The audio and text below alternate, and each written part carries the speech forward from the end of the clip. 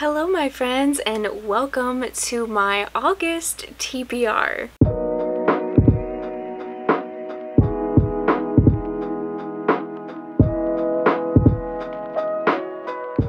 I just want you all to know that I am filming this currently in about 76 to 80 degree weather. Our air conditioning has not been working for about 2 weeks, so if you see any sweat on my face, just ignore it. I'm out here trying to keep up with YouTube, but it is just absolutely so hot and unbearable. But I did want to update you guys with what I plan to read this month, but I also wanted to update you guys and let you all know that I am moving and I am so excited, and it couldn't be a more perfect time with the air conditioning being down where we currently are. So I will go more into detail all of that later. You guys will see moving vlogs. You know that these shelves are soon gonna go bye-bye, so that's why I wanted to get this video out now before things just absolutely go to chaos. Without further ado, let's just go ahead and dive into the books that I'm hoping I can get through this month. First of all, I thought we would jump into the ARCs that I've recently acquired, and the first one is called Thank You for Listening.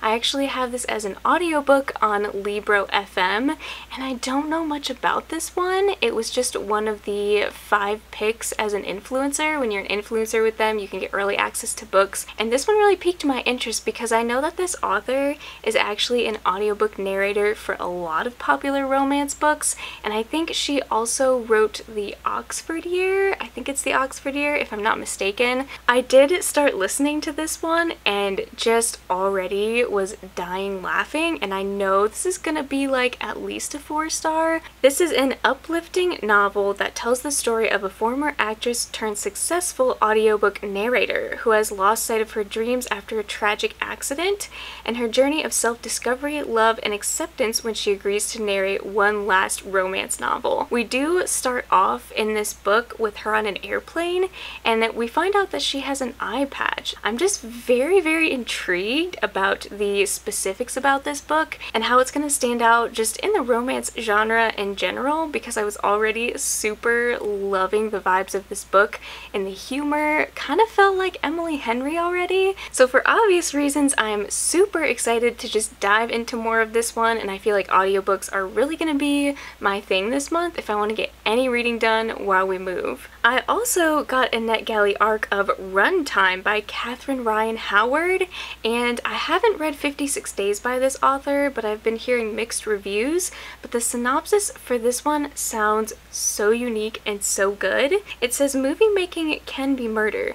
The project final draft, a psychological horror. Promising young thing Steve Dade will direct. The tagline, based on a terrifying true story that hasn't happened yet. The location, a cottage deep in a forest, miles from anywhere in the wintry wilds of West Cork. The lead former soap star Adele Rafferty has stepped in to replace the original actress at the very last minute. She can't help but hope that this will be her big break. The problem, something isn't quite right on the set of Final Draft. Adele is about to discover that the real horror lies off the page. Like I said, this just sounds super unique, super thrilling, and I love when synopses for mystery thrillers are very vague, because that just makes me want to read it even more. And I think I saw Ashley from Ashley's Little Library actually rate this 4 stars and really enjoy it, so that also is honestly pushing me to want to read this even more. I'm hoping to love this one, but I did just notice that it's 520 pages for a mystery thriller. I feel like that's pretty big, and I am not a complainer when it comes to long books, but for a mystery thriller that feels really long. So I'm praying and hoping that without the audiobook, I just have it on my Kindle, that I will be able to push through it. But I'm really hoping that this will possibly be a new favorite thriller of the year. This next book honestly quickly became a highly anticipated read for me. It's called Suburban Hell, and the reason why I'm so intrigued is I've heard it's been compared to Grady Hendrix. Not only My Best Friend's Exorcism, but I've also heard that it is very much like his other Southern Book Club's Guide to Slaying Vampires, and I have not read that one, but I adored My Best Friend's Exorcism. So I have a feeling that this one could be really good. I am super hyped about this one. I honestly wanted to wait to read it for fall, but I'm really thinking that with all of the moving with my books and stuff, I think I'm gonna get pretty lazy and just end up reading a lot on my Kindle. I hope I can make it through this one as well and maybe tell you guys if it's worth picking up for the fall. And then my most highly anticipated release, I think literally of the entire year, comes out this month and I could not be more excited. It is Daisy Darker by Alice Feeney. I heard there were rumors that this was going to actually be a book of the month pick, so I have not yet pre-ordered it and I'm hoping I can get my hands on this one early if that is the case. I honestly have been avoiding even reading the synopsis for this one. I want to say it has to do with twins or sisters, but I am completely avoiding any type of hint or spoilers or anything for this book.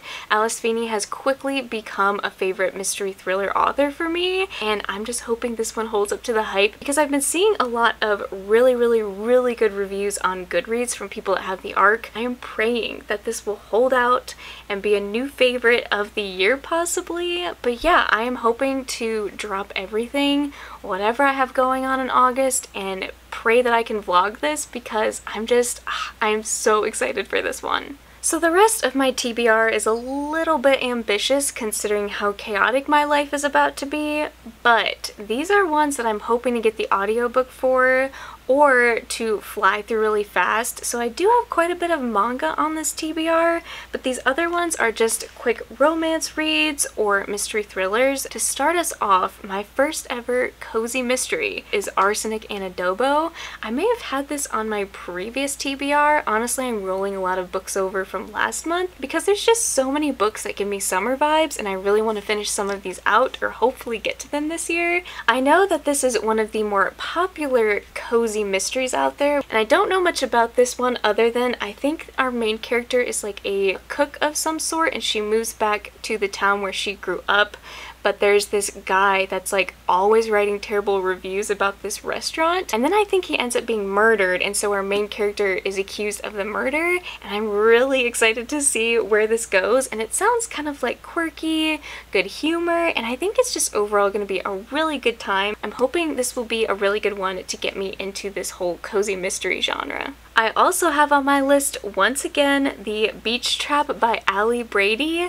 I bought this specifically because I wanted to read it by the pool this summer, so I'm hoping that I'll have a couple nights this week or a couple weekends in August where I can knock this one out. In this book, we have two girls who meet at a summer camp and they discover that they are half-sisters, kind of like The Parent Trap, and they usually don't communicate at all. Their lives kind of separate, but once their father dies, they are left the inheritance of this property in this beach home, and I think they kind of are enemies and fight a little bit, and they are fighting basically for this property, and I think one of them is a social media influencer, so they seem kind of opposites, and I'm really interested to see if this book is going to lean more towards the humorous side, the emotional side. I don't really know what to expect from this, but I have seen a lot of my really good friends on Bookstagram rate this very highly, so I really want to squeeze this in the month of August if I can. The next book that I'm pretty sure was on my previous TBR is Part of Your World by Abby, is it Jimenez or Jimenez? I'm not really sure how you pronounce her last name, but my friend Kendall keeps telling me I have to read this. Emily Henry blurbed this. I know that I need to read this because I read the blurb on the back and it just sounds like my perfect humor. In this book we have an ER nurse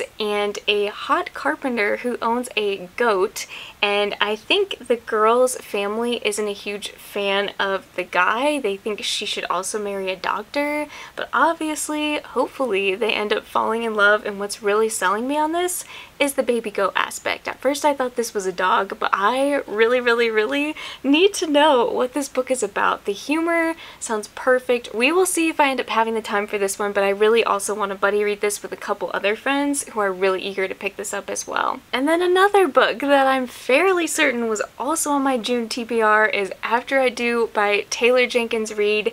I won't go into the details of this one, but the reason I want to read this this is because I'm hopefully going to make it to an author signing event in September where I meet Taylor Jenkins Reid, and I just want to read more of her work before then, and I wanted to buy more of her books to sign. After reading One True Loves, I realized how much I actually do love Taylor Jenkins Reid, because I'm not as much of a fan of her newer work, but I really fall in love with her backlist titles. This is just another one that's at the top of my list to continue kind of those Taylor Jenkins Reid vibes, and I know this one is eventually going to wreck me as well, but I am so here for it. I have read so many romance books lately because that's been like my newest addiction, but going into fall, I'm kind of feeling like my fantasy era coming back. So I do want to go ahead and try to pick up this Vicious Grace. I honestly cannot remember if this is a standalone or if it's a series, but I'm just going to read the synopsis to you because that's what originally hooked me, and I feel like I can't do it justice otherwise. 3 weddings, 3 funerals. Alessa's gift from the gods is supposed to magnify a partner's magic, not kill every suitor she touches. Now, with only weeks left until a hungry swarm of demons devours everything on her island home, Alessa is running out of time to find a partner and stop the invasion. When a powerful priest convinces the faithful that killing Alessa is the island's only hope, her own soldiers try to assassinate her. Desperate to survive, Alessa hires Dante, a cynical outcast marked as a killer, to become her personal bodyguard. But as rebellion explodes outside the gates, Dante's dark secrets may be the biggest betrayal. He holds the keys to her survival in her heart, but is he the one person who can help her master her gift or destroy her once and for all? So this is definitely heavy on the romance, which I feel like is going to be a great transition back into fantasy in general, just because I have been reading so much romance.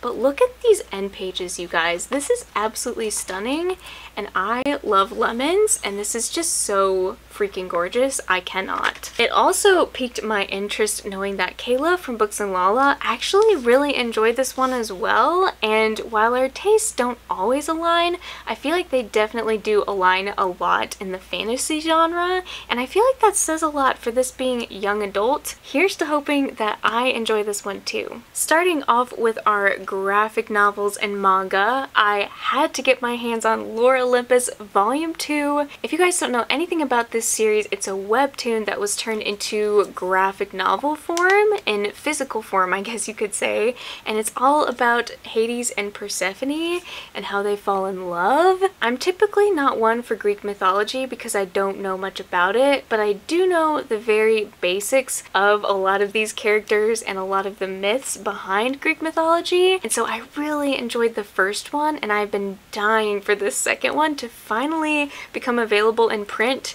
And I love the artwork. It's very simple, but the colors are so eye-catching, just the blue and the pinks, and I need to finally read this. And I also decided to finally buy Orange. I watched the anime or the movie to this years and years ago. It's probably like 6 years at this point, but I've never actually read it, and I need to read it because the anime made me teary-eyed, and I also just really love the story. On the day that Naho begins 11th grade, she receives a letter from herself 10 years in the future.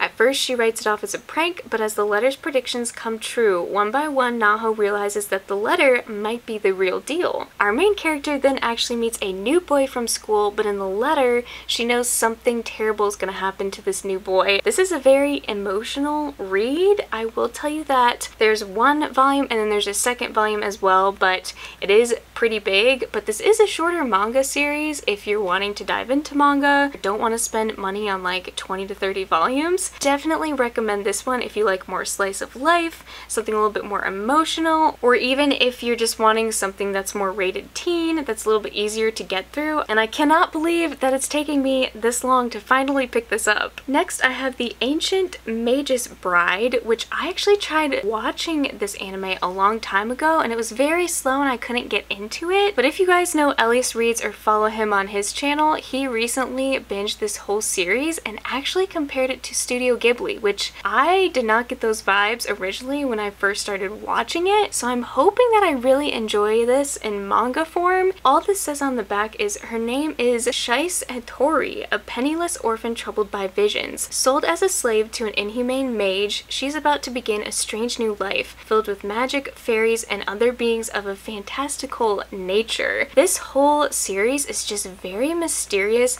very slow, but somehow very engaging. So again, like this one, I really enjoyed it, but it's finally time to actually read it. Last but not least, I finally found this manga in stores. I've been looking for it for so long now. It's called Beyond the Clouds, Girl Who Fell from the Sky. This is actually the same illustrators or creators of Studio Ghibli, and so as you can tell from the cover, it's super whimsical, but the inside is absolutely stunning and absolutely adorable. The only thing I know about this one is we have our main character who's like this mechanic, and he's a younger boy, and he somehow finds this orphaned girl or abandoned girl who I think has wings or dragon wings or something. I think this is just a story about friendship, but outside of that I really don't know what to expect from this, but I know this could possibly be another favorite next to Witch Hat Atelier. We will see what happens, and I will keep you guys updated, hopefully if I can get to it this month.